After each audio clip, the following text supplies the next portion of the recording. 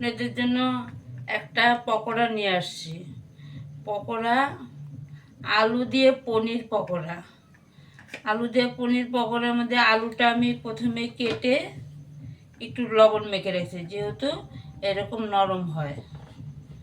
সুন্দর নরম হয়ে গেছে, একটু মেখে রেখে দিছি। বেশিক্ষণ সময় লাগবে না, তাও 15 মিনিট রাখলে খুব ভালো হয়।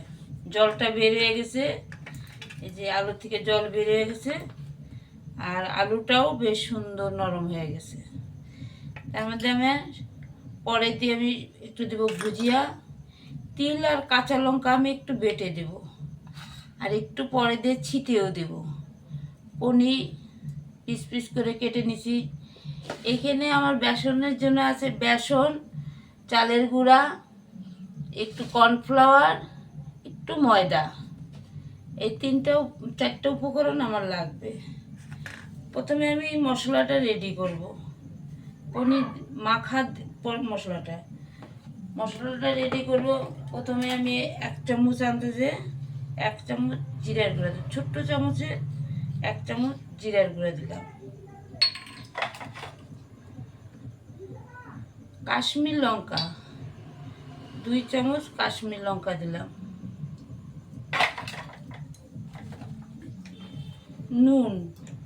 নুন তো আলুতে আমার দেওয়াই আছে, পনির জন্য বেশি নুন লাগবে না, যেহেতু দুধের জিনিস অল্প নুন দিলেই হয়ে যাবে। এটুকু ছোট চামচ দিয়ে আমি 1 চামচ নুন দিয়ে দিলাম।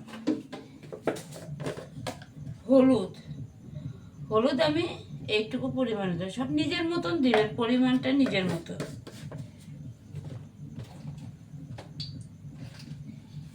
গরম মশলা 1 চামচ আনতে গরম মশলা দিলাম। তিলটা আমি বেটে নিব।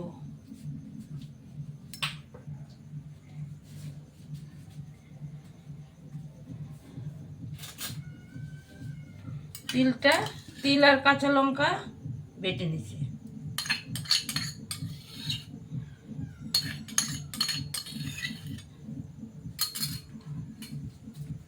আমি এই যে অল্প জল দিয়ে অল্প একদম টাইট করে এটা একটু মেখে নিব, যেহেতু সবই শুকনা, হলুদ শুকনা, লঙ্কার গুঁড়া শুকনা।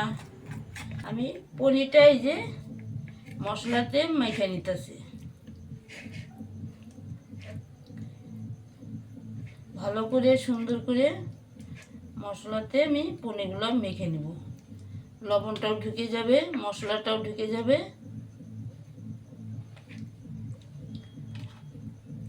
মেখে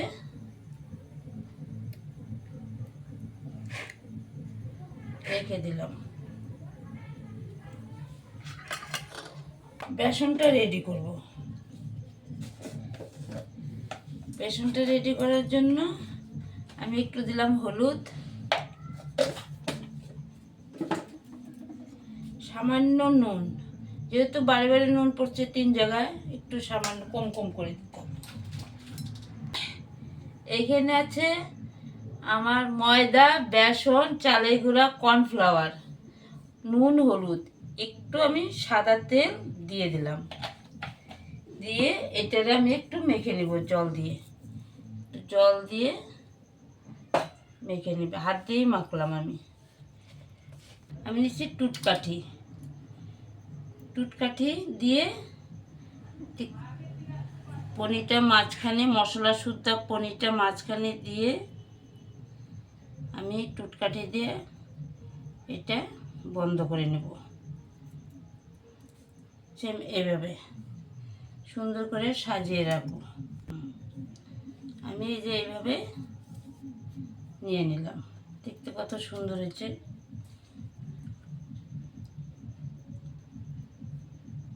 ঠিক বাচ্চাটা খুশি হবে, এটা বাচ্চাদের খাবার।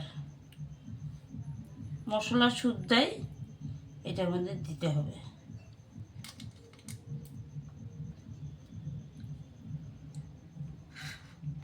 আমার পনির আর আলু দিয়ে পকোড়াটা রেডি হয়েছে। সেম এইভাবে রেডি করে নেবে, টুটকাঠি দিয়ে সুন্দর করে নিয়ে নেবে। এবার আমি বেসনটা যে গুলে রাখছি, এই বেসনের মধ্যে আমি এটা হাত দিয়েই সুন্দর করে লাগিয়ে, কড়াইতে তেল গরম হয়ে গেছে, সুন্দর করে বেশ পনিরটা জানি ঢাকা হয়, তাহলে পনিরটা দুধের তো পুড়ে যাবে।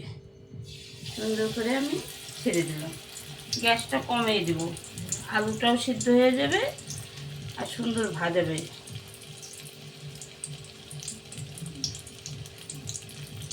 সুন্দর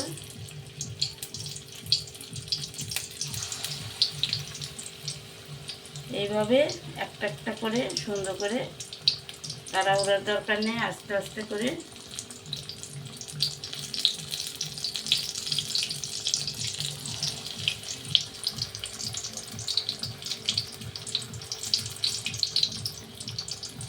এই পকোড়া ভাজা হচ্ছে, মোটামুটি হয়ে আসছে, আর একটু সময় হবে, বেশ সুন্দর একটু লাল লাল করে ভাজবো যাতে মুচমুচ করে।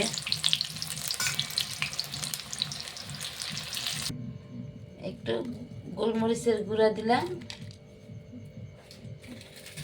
একটু সামান্য চাট মশলা দিলাম, পাশে